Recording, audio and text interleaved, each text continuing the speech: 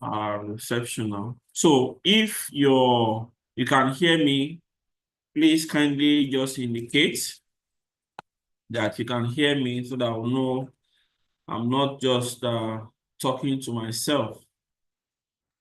Anyone? Okay, thank you very much. Thank you. Okay, I have confirmation then. That's fine. Okay, so we will continue by looking at sources of Nigerian law.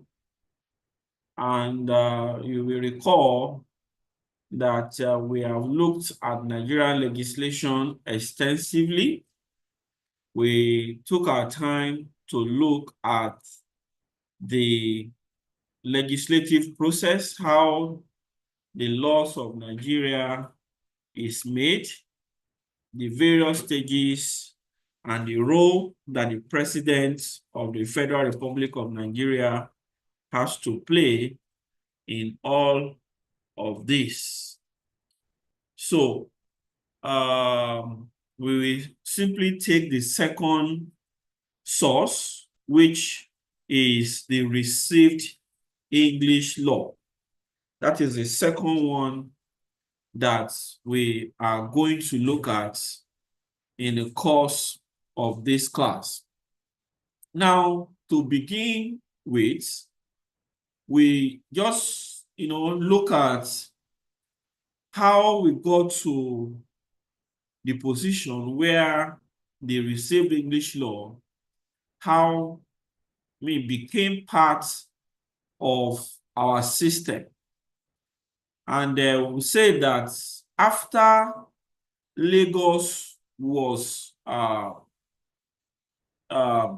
given up as a territory and became the property of, more like a territory of the colonial master, and that's what we call the cession of Lagos. After that particular occasion took place in 1861, English law was introduced into the Lagos colony, and later on, because by geographical location, Lagos is still very much within the territory of Nigeria.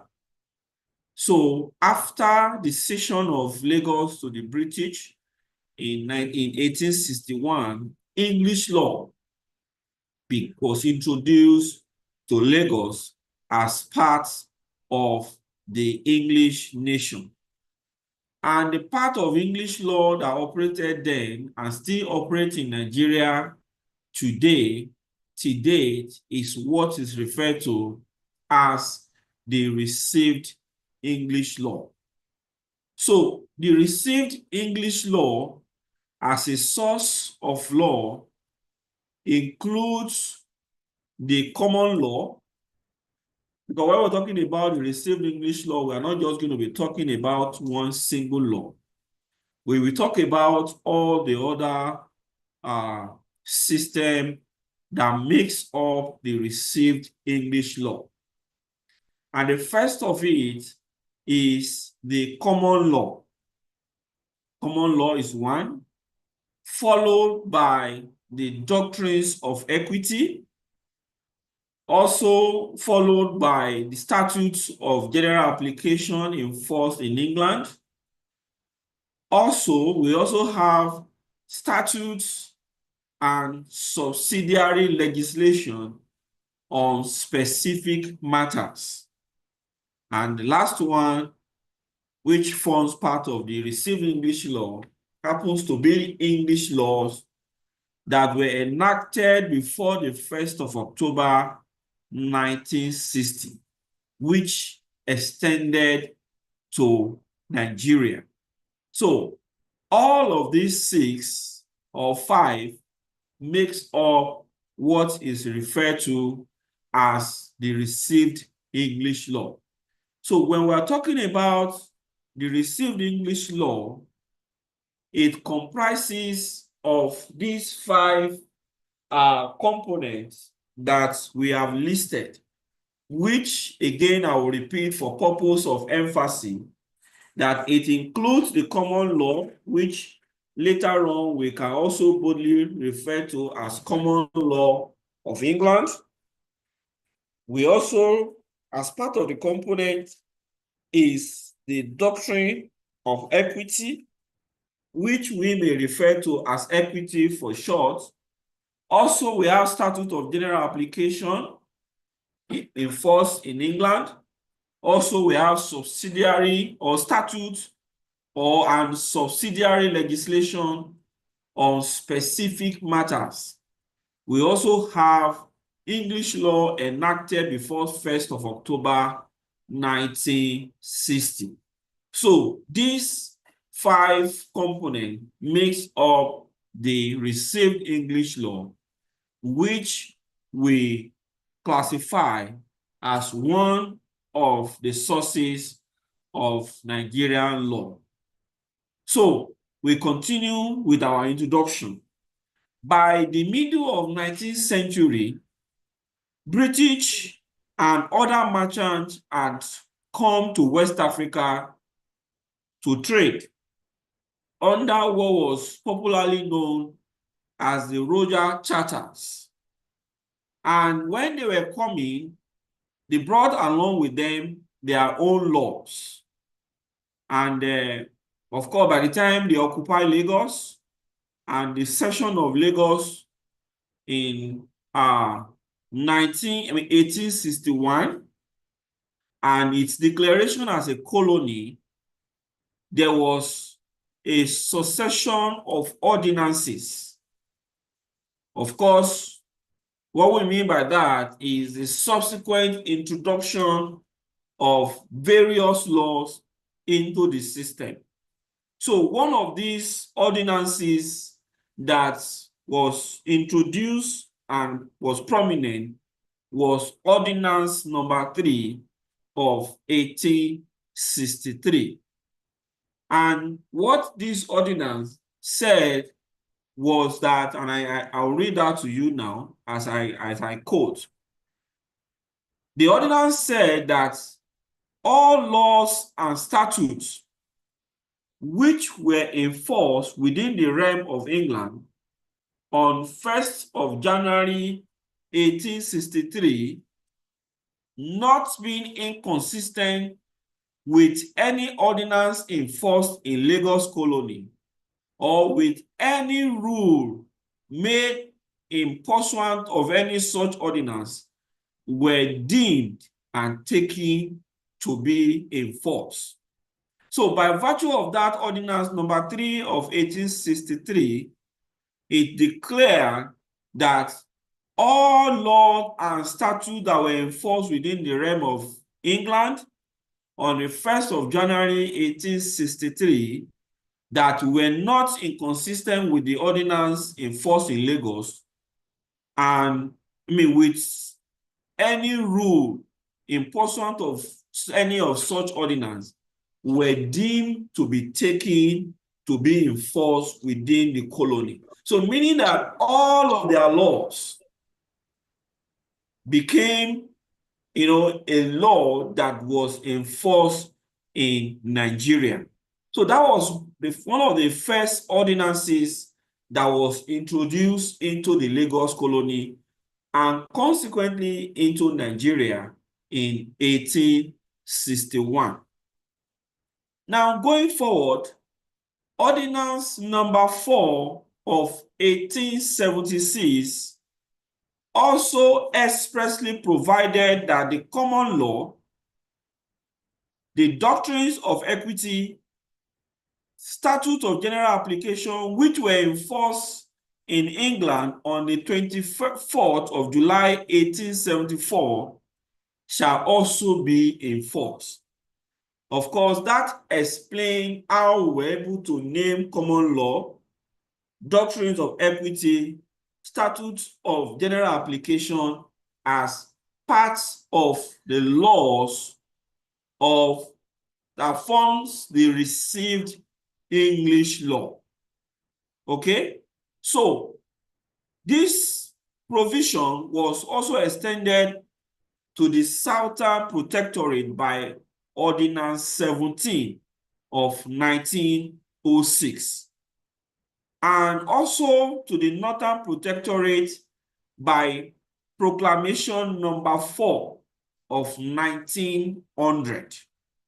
So, by the time these ordinances were coming into force, they were extending their operation to the various parts of Nigeria then, which was referred to as the Southern Protectorate and also the Northern Protectorate. And of course, they had different instruments by which they were made to carry the force of law. So, in the process also, in 1914, to be precise, the Supreme Court ordinance was also passed. And that was, following the amalgamation of the Northern and the Southern Protectorate on the 1st of January 1900. And which, of course, led to the present day Nigeria. And just like we saw in the course of taking the history of Nigerian legal system, we'll discover that many ordinances or many laws repeal this Supreme Court ordinance that we're talking about.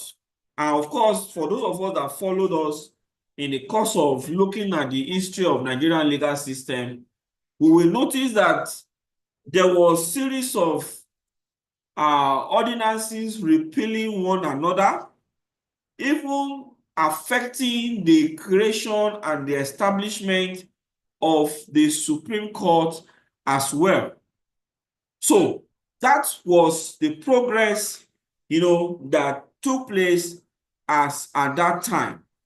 Now, I did mention in the course of that class, just that I will repeat in this class, that this ordinance, that is the Supreme Court Ordinance of 1914, repealed and reenacted Ordinance number 4 of 1876, and then putting into operation in the whole of Nigeria, Common Law of England, Doctrines of Equity, and General Application, and all other laws that were enforced in England as at the 4th of March 1863, and also 1st of January 1900. All of them were taken to be part of the laws of England that became functional or operational within the Nigerian legal system. So, what we as a country or as a people also did consequently was to make laws to incorporate these laws that we're talking about, the common law, the doctrine of equity, statute of general application, to be fully incorporated into our system. Examples of the laws that incorporated the common law, the doctrine of equity into our system as a sovereign nation is what is known as the Law Act, but when we want to call it in full, we will say the Law Miscellaneous Provision Act and the Interpretation Act, both enforced throughout Nigeria. It was through the provision of this law that the doctrine of equity, common law, and statute of general application were automatically imported into the Nigerian legal system. And of course, those were more like the foundation of the laws that we have, or even up till now. And the good thing about it is that all of these, by virtue of our deliberate effort as a nation to incorporate them into our system, automatically make them to become part of our legal system. So basically, that was how the received English law became part of our system. Mind you, I did say that the received English law comprises of 5 other components. We're going to take those components one after the other in order for us to be able to understand or see the role that they play or what they mean even in the Nigerian legal system up to date. So the first one we are going to look at is the common law. The common law out of the 5 that we listed. Now, common law, which we have discussed in this class when we were, discussing the classification of law. We, of course, dealt with it so extensively, and that it has to do with the extensive system of laws that were operating in England as at that time. Now, but in order to, take you back or refresh your memory or create an addition to the history of how common law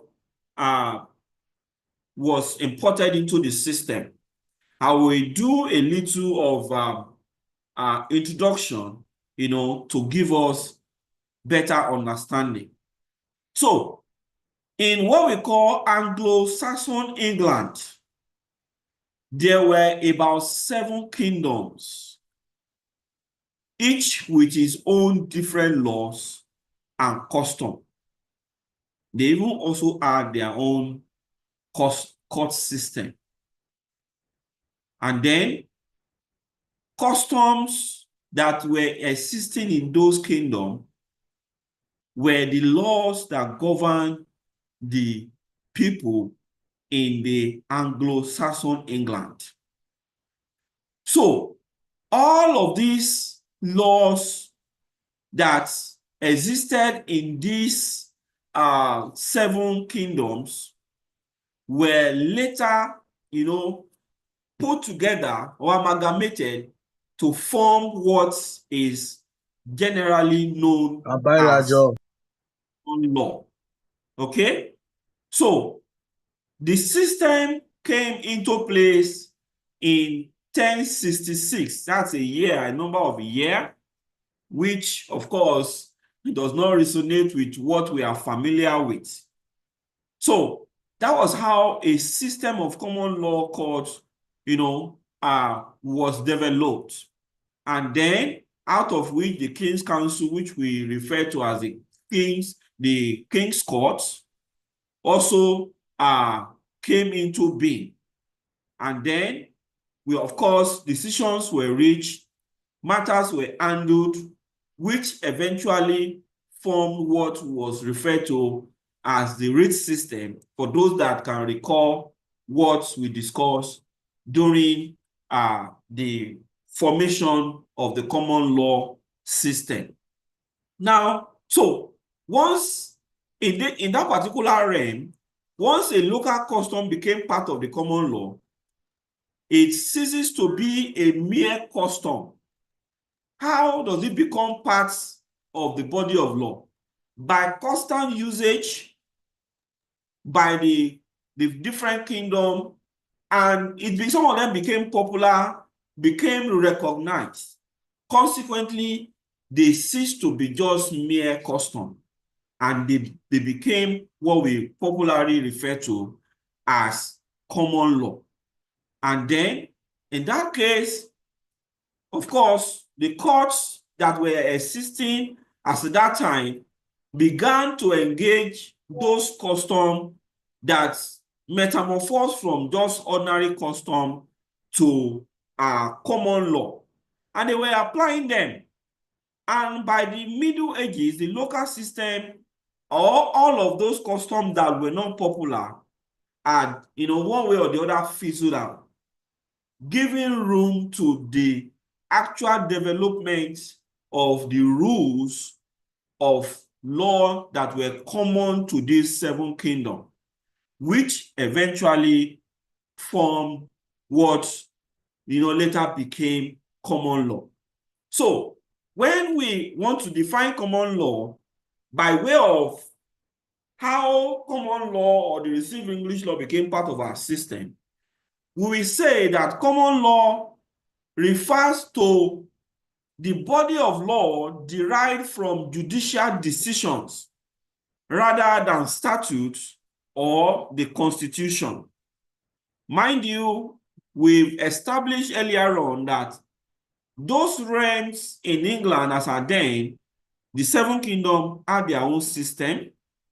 And then, of course, they had their court system, which adjudicated on matters that were presented to it. So the common law as a system is that I will refer to as the body of law derived from judicial decision rather than statute or the Constitution. So it is a part of law which is contained in decision of English superior courts. And then we'll say that it is neither written nor set out in acts of parliament, nor even in the various forms of subordinate legislations. So thus, common law originated from the unwritten immemorial practices or custom of the early English communities. And then, of course, this was based on how the courts that were in existence then, developed them and were consequently unified by the royal court during, all of those times. And then they became the basic law of England. Now, like we established earlier on, that over time, this custom or this system, the common law, developed into a system of its own, which was embraced by the people and also the courts as at that time. And then in the whole of the English system then,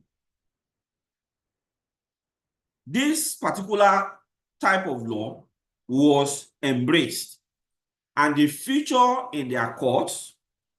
They deploy them when they are dealing with civil matters. They also deploy them when they are dealing with criminal matters, and so on and so forth. And then, as time progresses, like we established in some of our past lectures, they became a recognized system and popularly known as the common law.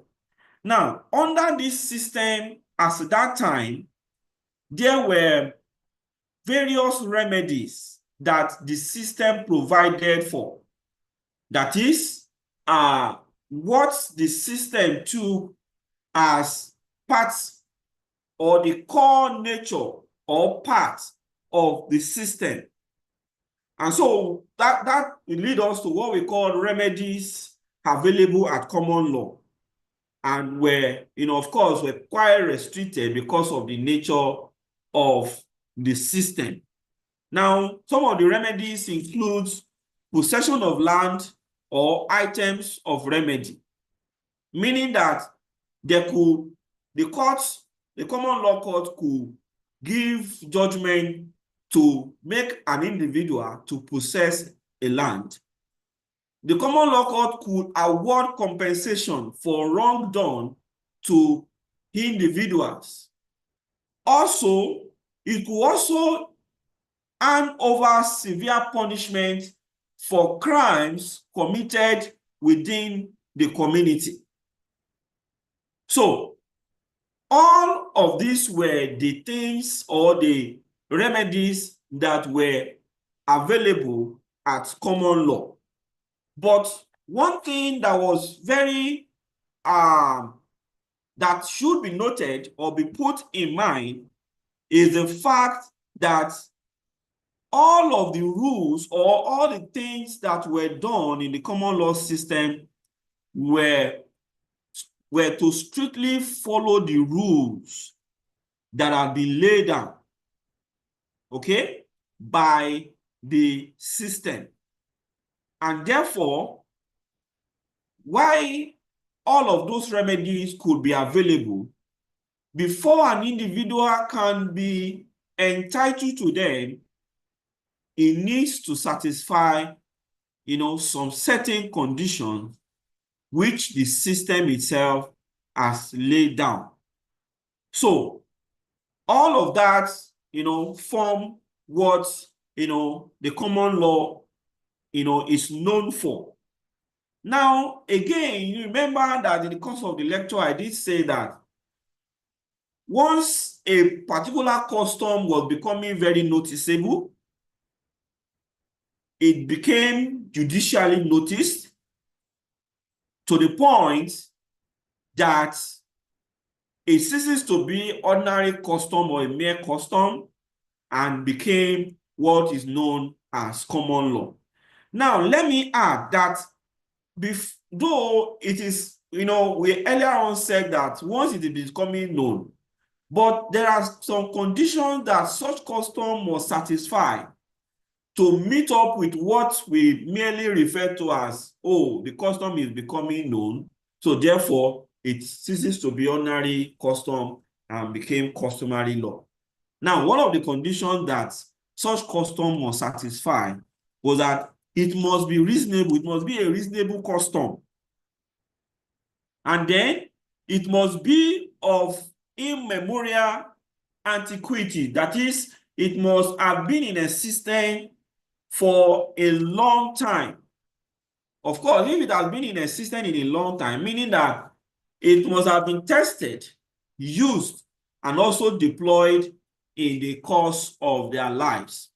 Another condition that a custom must satisfy before it can become a common law is that it must not be in conflict with the statute law. That's another condition. It must not be in conflict with the statute law. Another condition is that it must have been known to the parties concerned, meaning that it must be popular. It must be known. It must not be a law that you just lay claim to over the night. It must be known to the parties involved. And the fifth condition that it must that custom must satisfy before it becomes common law is that it must not be in conflict with even the common law. That is, all other types of law or what has developed to become common law, meaning that existing rules of common law, this custom must not, be in conflict with those rules of common law. So once a particular custom, say in the realm in this kingdom, must have satisfied all of these conditions, it automatically, migrates into what is known as common law. Generally speaking, the common law as a system of law had its own problem, which, of course, in time past, we've discussed. But for the purpose of this class, we are going to list out some of the problems that were associated with the common law system. So, because of the nature, its own nature and development, common law over the centuries have some specific characteristics. And the number one of it is that it is rigid. Common law as a system of law is rigid, meaning that who is this fellow?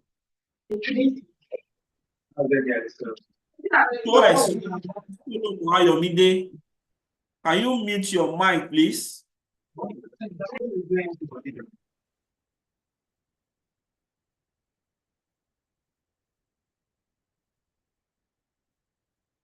All right, so we continue. So number one problem associated with the common law is that it is rigid. Now, what do we mean by this particular attribute? The rules became archaic, inflexible, and partly because of the effect of precedents and partly because of the provisions of the system, it prevented or it brought about the issue of the writ system, that if your proposed action does not have any link with existing writ, then you cannot seek or have remedy. Of course, this is not new to practically all of us in this class. So that is number one characteristics of the common law system. Number two is what we call what was later, publicly referred to as the fact that it was inadequate. These are the problems that is associated with the common law system. It is inadequate. How and why do we have to say that? Recall we said that if your proposed claim or issue does not fall within an existing writ, you do not have remedy. So what it means is that the available writs in the system only cover narrow grounds, unlike what we have in this contemporary time, where you can seek remedy on all aspects of life. The ground covered by common law was narrow. What does that mean? It means that a person aggrieved in tort or contract might not succeed in bringing action for redress unless it is fitted into an existing form of action, and these were severely limited. So, like we said, once your proposed claim does not fall within what is available, there is no room for remedy. So, that is another, problem associated with the common law. The third one is that it became harsh because judges applied the law just or unjust. It was majorly concerned with procedure and form, and these were technical. Of course, if you want to seek the end of justice, you will not only focus on the technicality, because an individual can engage technicality for the purposes of achieving an end and also betting injustice. So consequently, we discovered that the common law system was very harsh. The fourth characteristics or common problem associated with the common law is the fact that it became corrupt. The regime of common law was characterized by bribery, corruption, oppression, and bias.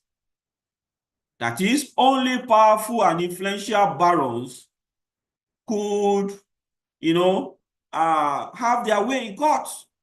And of course, they had the grant to intimidate the court to give judgments in their favor. And as at that time, research told us that judges were poorly paid. So it was an opportunity then for the rich in the land to take advantage of that situation to have their way by bribing their way, meaning that the common people in the society do not have, any succor due to them because it is the rich people that we always call the shots. So that was one major problem with the common law system. Another one is the fact that it became number first thing pé ó padà sí bàbá ojú tì kan nínú lọ́tọ̀. Àwọn kò máa ojú tì wọ́n nítorí bá tì.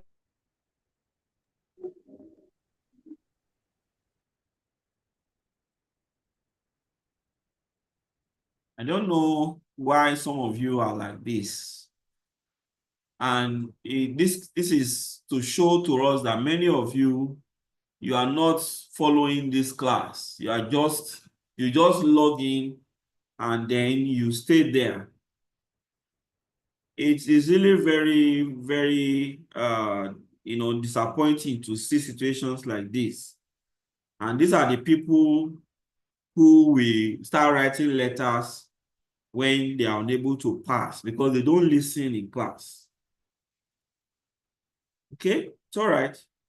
Let's just continue for those who are with us. Okay, so we are looking at the common problems associated with the common law system. Number one, we said it turned out to be rigid, inadequate, harsh, corrupt, and then I said declaratory, which is the fourth or the fifth problem associated with the common law as one of the sources of Nigerian law. Common law can only be authoritatively declared by superior courts and only to the extent that it was necessary to do so for the purpose of deciding a particular matter. So all the court need to do is to pick a particular rule and apply it without giving room for, to seek after justice. The other common problem associated with it is that it became dependent on chance. Because number one, there was no authoritative test on common law. It was derived from the principle of law as declared by judges in the course of deciding particular cases. So it is practically or possibly how a judge feels that results to the judgment that they give. So it was dependent on chance. Also, there was delay in the system because unless an appropriate rate is taken, the whole process is repeated.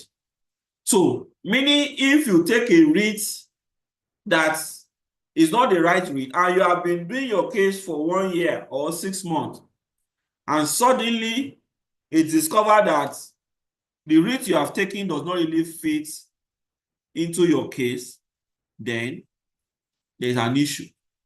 And then it leads to, justice being delayed. Another common problem associated with the common law is that it turned out to become, to embrace too much of procedure.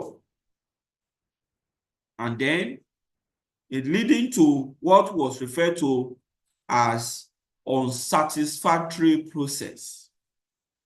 And again, it was expensive. For example, like a case of divorce on the ground of a wife's adultery, common law procedure demanded the following steps. If, for example, you have a case against your spouse claiming that your wife committed adultery, and then you want to prove that before common law, it must follow the following steps. Number one is that action in a church court for judicial separation. You have to take the matter to a church court for judicial separation, You have to do action of criminal conversion against your wife and the person who has trespassed into your property as a man. Not property, though I'm not using the word property for women, or who has trespassed into the person or what you are actually entitled to. Apart from that, there's a private act of parliament to dissolve the marriage. And then it costs a lot of money as at that time. And then for common law, if there is any default or error in this procedure, or a party fails to do any of those three things that we have listed, there was no show for the individual in the court. It's like a wasted effort and a wasted procedure. Okay, so that is common law as part of the received English law. Of course, like I said before, all of these were some of the things that we have discussed in some of our previous classes. Also, we look at doctrines of equity as part of the received English law. Now, you will recall that we did establish that the doctrines of equity, Charles or Charlie, yeah, I was going to take your question at the end, maybe towards the end of the class. So maybe you should just allow me to take doctrine of equity, then we can take all the questions together. Sir, did you refer to a woman as a property, sir? You were not listening to me. I only said that, but I said that I wasn't referring to a woman as a property. Can you hear me now? All right, sir. I wanted to confirm. Thank you, sir. All right. So what I said, when I was talking about trespass, of course, there are different types of trespass. We're talking about adultery, that if a party wants to prove adultery in common law court, he needs to bring an action for trespass. So I was saying trespass to your property, or of course, like I now said, that it cannot be a woman. You cannot refer to a woman as property, but it's like property to the rights. I mean, trespass to the rights of the man. The husband is expected to have exclusive rights to his wife. It's not supposed to be shared by another man, just as it's expected that the husband is also exclusively for the wife, right? Which is vice versa. So please don't quote me, don't take me out of context. All right, so we continue with the doctrine of equity. Now, we did establish that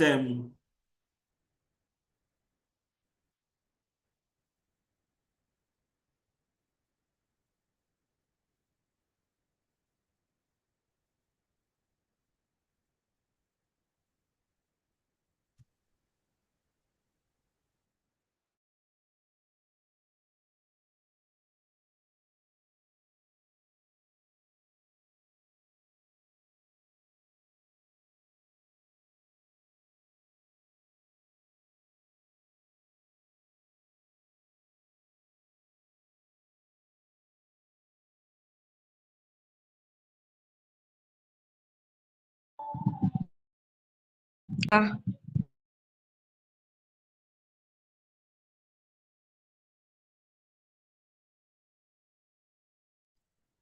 So we can't hear you anymore, sir.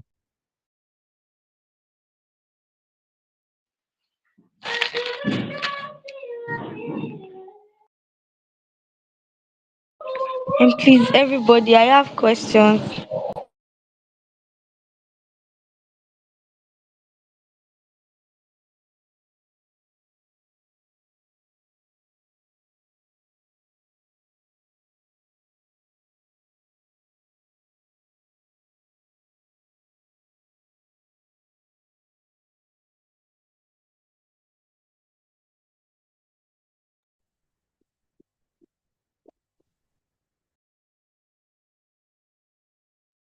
Hello, class.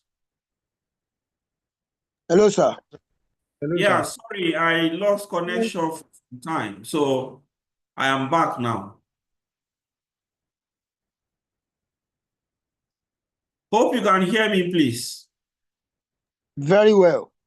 Okay, thank you very much. So we continue. So we're talking about the second part of the received English law, which is the doctrine of equity. Now, by way of transiting from common law to equity, or taking your mind back, you will recall that one of the things that we said led to the formation of the doctrine of equity has to do with the harshness of the common law system. And of course, we've said that equity is a word with many meanings. It can be referred to as something that is fair, can mean natural justice, can mean good conscience, good judgment, or morality, and so on and so forth. Okay? So, and then even the various high courts rules have described equity in different forms. That has been described as a system of law or law or body of principle originating in the English court of chancery and superseding the common law and the statute. So I did not just want to waste time on that, because I believe we have discussed so much on equity, the doctrines of equity, when we were looking at the various classification of law. But I just want to point out to some things that you should focus on when you are doing further reading on these aspects of our class. You just focus on the origin of equity, then you focus on the invention of the chancellor.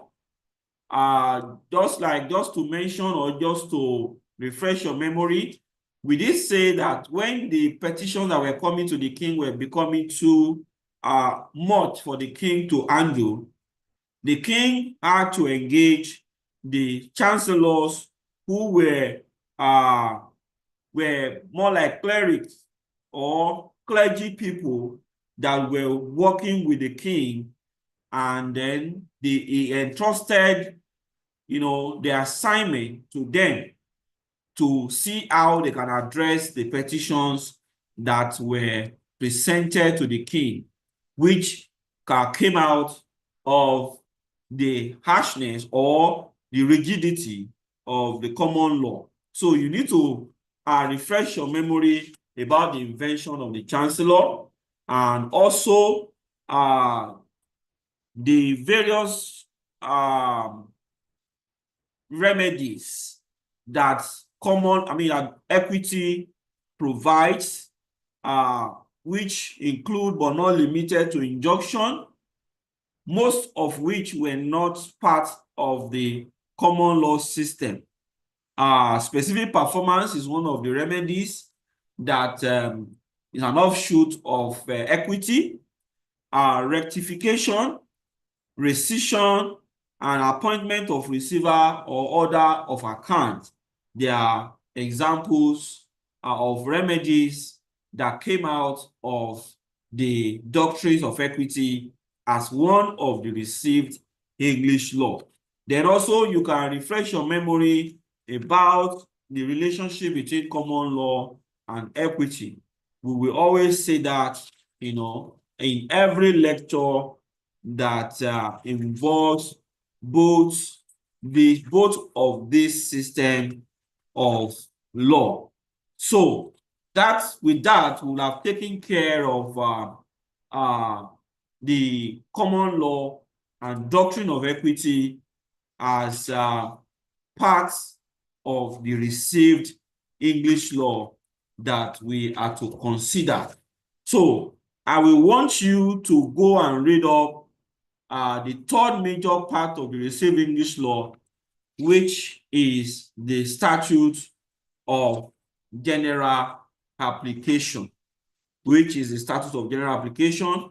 Read that up, then refresh your memory on the doctrines of equity, and then also in relation to the common law system, and then you will be good with this particular source of Nigerian law, which is the received English law. So by the time we meet next time, we can review that together. So let me give you room to ask questions before we take on the next topic. And then we also need to be fast on the schedule that we have for the semester, because the exam is drawing very, very close. Okay, so can we have questions? Charlie, there was a time you raised your hand. I don't know if you still have the question, or we've been able to cover it in the course of the lecture, or if any other person on the floor of the house is inclined to ask any question, please, you are free to do so now.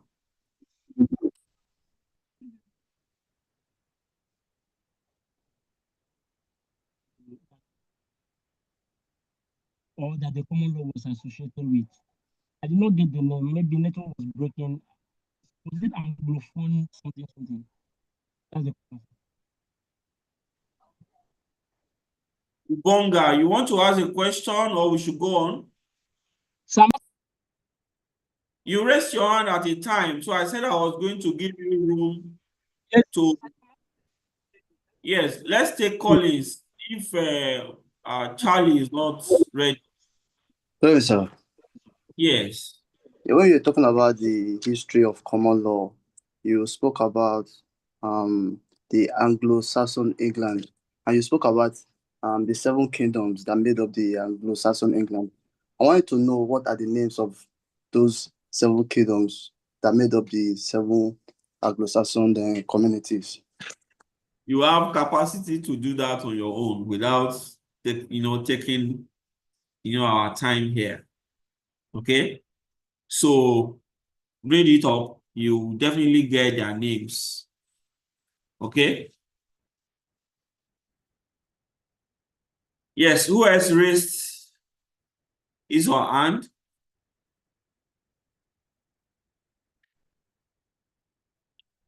Okay, in the absence of any other question, we move to quickly to another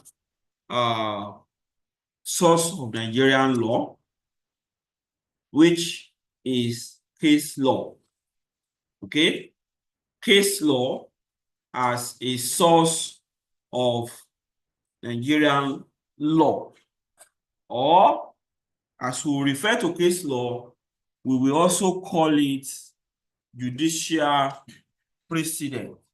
Okay, recall when we were listening the sources of Nigerian law, we did say number 1, the Nigerian legislation, number 2, the received English law, and 3, now we will look at case law as the third in this particular class.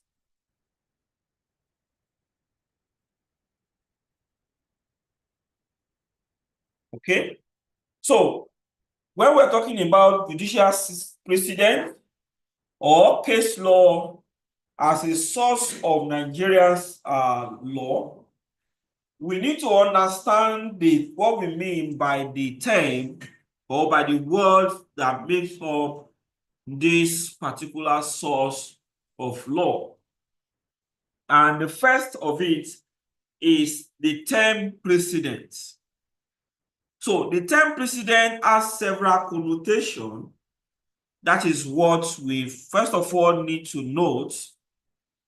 And there are precedents in conveyancing, in pleading, But our present focus is on judicial precedent as a source of law. So what is precedent? It's a precedent. A precedent is an earlier event or action that is regarded as an example or a guide to be considered in subsequent similar cases or circumstances. Of course, when you engage your English dictionary, it will provide what a precedent is all about. So, it has also been defined as previous judgments or decisions officially documented by the court. So, case law or judicial precedent can be referred to as previous judgment, or it's a previous judgment or decision, or judgments or decisions, as the case may be, officially documented by the court, usually published in law reports used as legal authorities for deciding subsequent cases. And with this, you take your mind back to the court system, where when a lawyer, an advocate, is making submissions in court, whether in the open court or by virtue of his written work, you hear him citing cases that have been decided by the courts to provide a guide for the judge in the present case.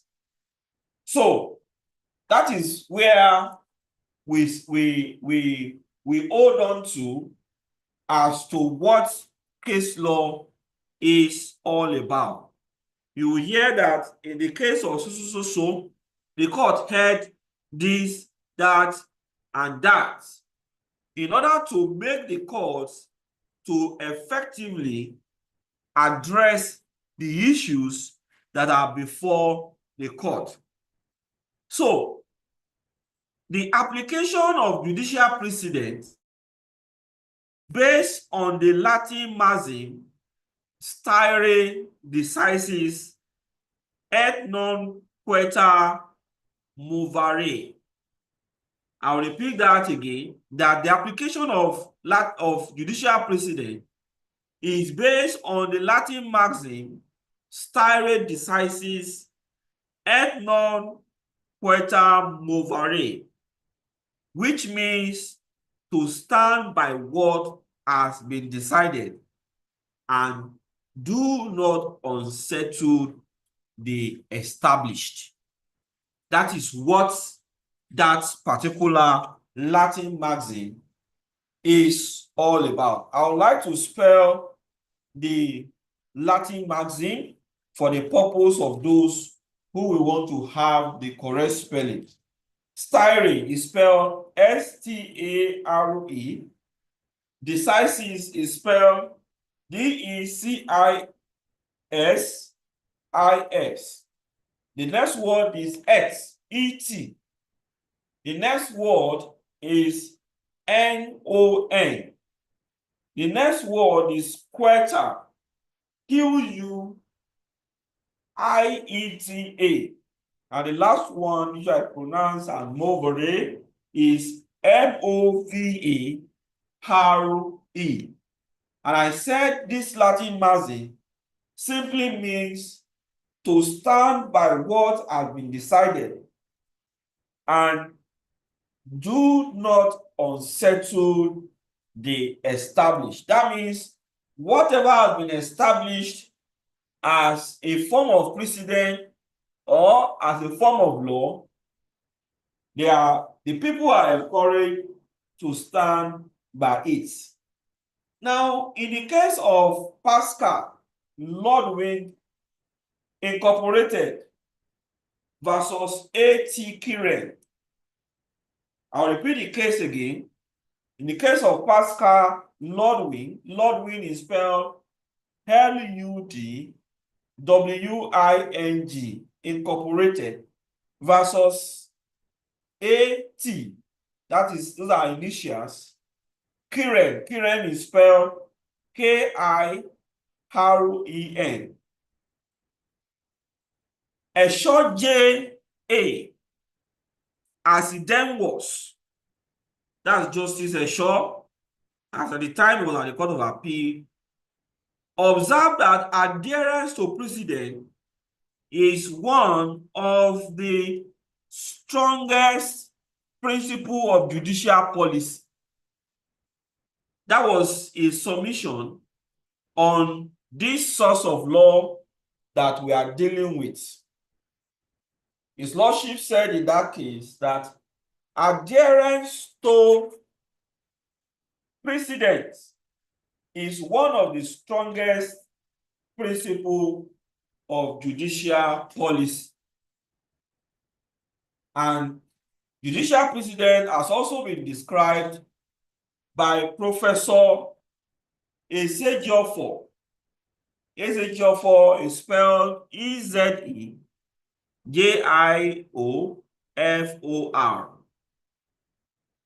He described judicial precedent or case law as a necessary judicial practice in any system that operates the common law. The professor said, describe common law, judicial precedent or case law as a necessary judicial practice in any system that operates the common law. Now, these two, the first one is jury and the other one is scholar, are only trying to emphasize the importance of case law or judicial precedent in the system. Although from the earliest time, it has been argued that precedent is declaratory of existing law rather than creating new law. Of course, this was based on a fiction that the common law and the custom of the realms was looked up to in the breasts of the judges to be drawn forth as and when required. Yes, the reason why people look at judicial precedent in that form as declaratory is that, that it has already been decided as a law. So calling it forth is just like you are declaring what has been said, then it does not give room for the law to grow. That ordinarily the law ought to grow by not making use of past precedent to arrive at decisions for current cases. But of course, there are good ground reasons why the doctrine of judicial precedent or case law will always remain. Basically, and at all times, to ensure that the law is preserved or to save the court's time in adjudicating the numerous cases that is before the court. Now,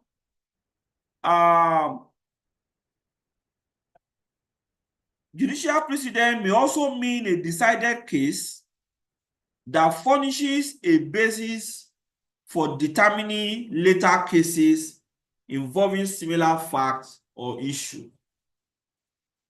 I repeat that again, that judicial precedent may also mean a decided case that furnishes a basis for determining later cases involving similar facts or issue. Now, one thing that is very important about this position is that for a case that has been decided previously to be applied to a current case, the requirement is that the fact must be similar. So therefore, judicial precedent, of course, guide the present case, so that there's also continuity and consistency in the legal system.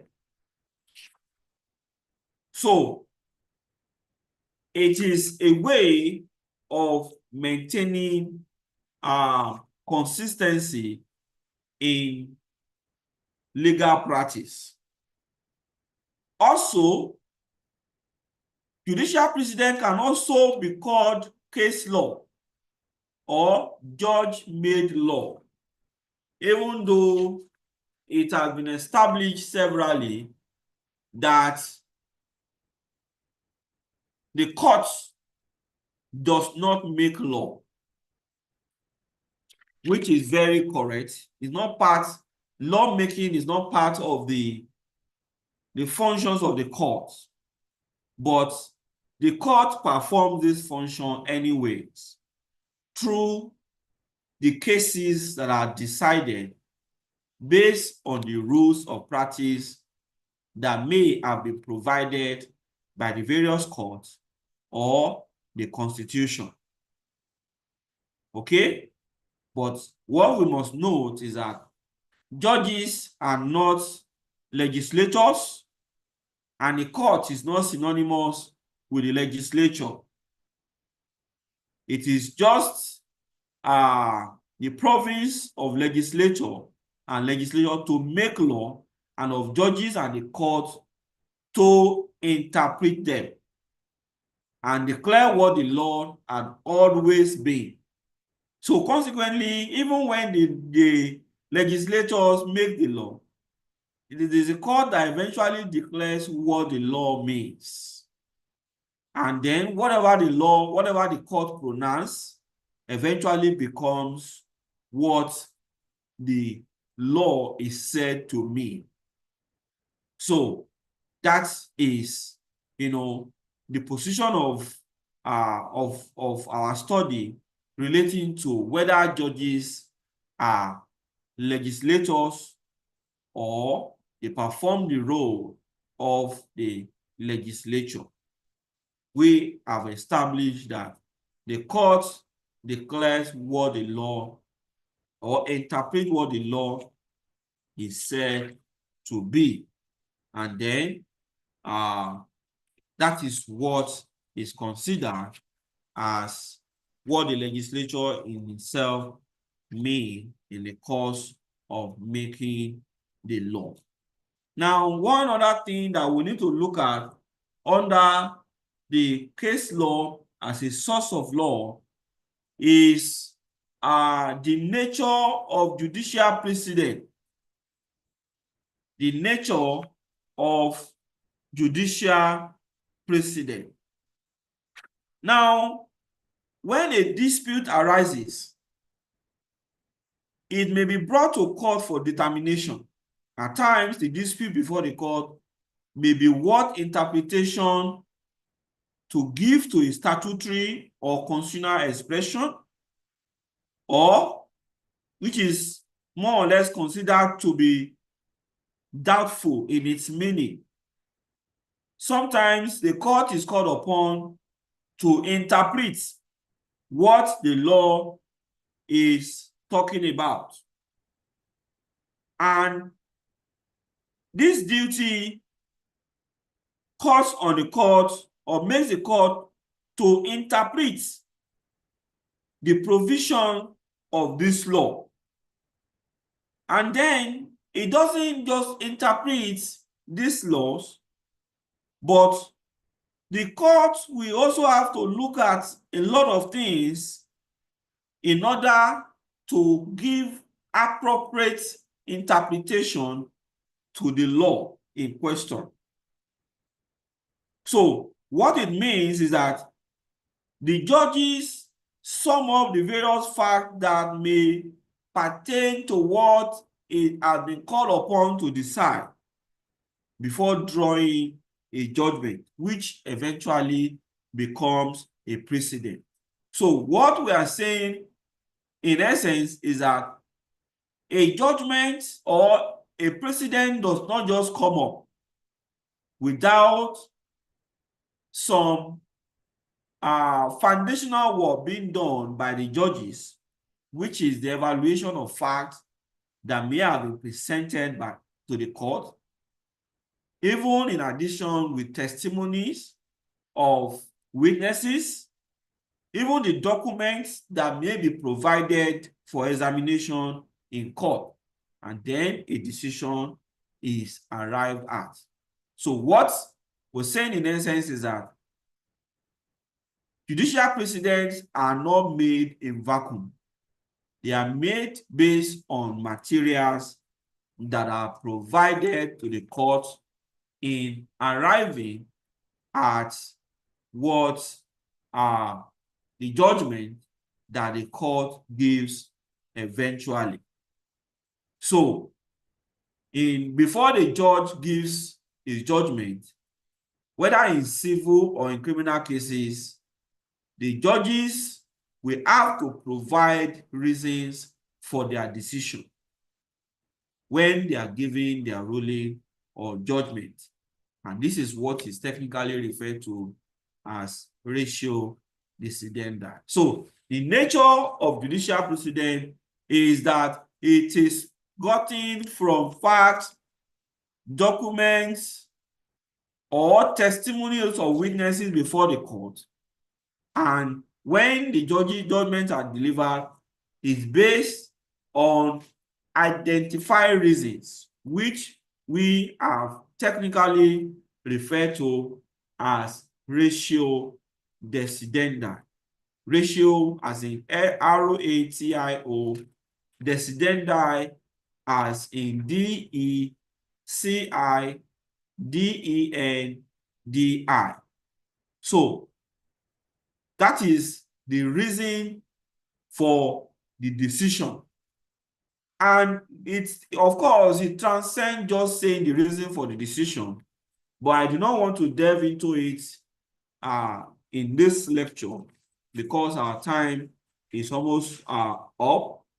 By the time we meet next time, start with this reason for the decision, which further explains the nature of judicial precedent, to say that judicial precedent are not gotten in vacuum. So we'll stop there today, and then we'll take questions as time will permit us, and then we continue from that spot in our next lecture. Taiwo, the floor is open for you. Good evening, sir. Good evening. Sir, I don't have a question, but I just want to ask you if you can make available to us your material for this topic you taught today. Don't you have your textbooks? Yes, we do, but it's You quite have a difficult. textbook. The good thing about it is that this class is being recorded and is available on YouTube for you to listen to it over and over again. I'm to give you a lecture. I've done my own research. You are supposed to read your textbooks in conjunction with this lecture for you to have, more knowledge on the subject. Okay? All right. So I believe apart from that, there is no other question that requires my attention. So by the time we reconvene, Isaiah, yes. Please, Can you hear me, sir? yes, please. Okay, please. One of the definitions you gave to judicial precedent, I don't know. We didn't really hear well, but I don't know. Maybe probably it's from my hand. That judicial precedence may also means a decided case. And I didn't hear any other thing again, sir. Thank you, sir. That it may be a decided case. I said it can also be called case law or judge-made law. Did you get that? Yes, sir. Yes, sir. Yes, sir. Judge-made law. Okay, Even sir. though we have said that in the real sense of it, judges are not legislators, but of course, by reason of the decision of courts, those decisions becomes law and they're also applicable on all fours. Okay, so we'll call it a day here, but I would like to request that you send in your attendance, and when you are doing that, please go and learn how to use the quiz option on the Zoom, because you will need it very soon. Learn how to use the quiz or the poll features on Zoom. And I will advise that instead of relying on your phone for this class, use your laptop so that those features can be active when you need them. All right, so with that, we bring this class to a close. And when we meet in our next class, we will continue from the nature of judicial precedent and, most importantly, ratio decidendi. Thank you very much for listening and enjoy the rest of your day. Bye-bye.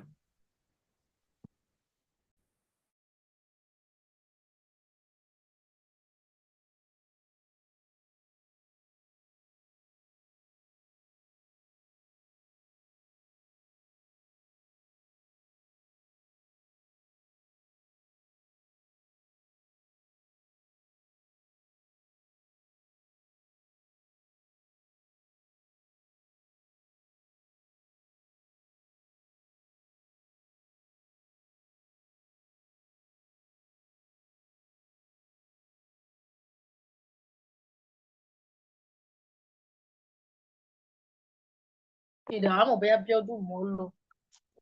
ṣàtẹ̀tẹ̀ bẹ̀rẹ̀ náà.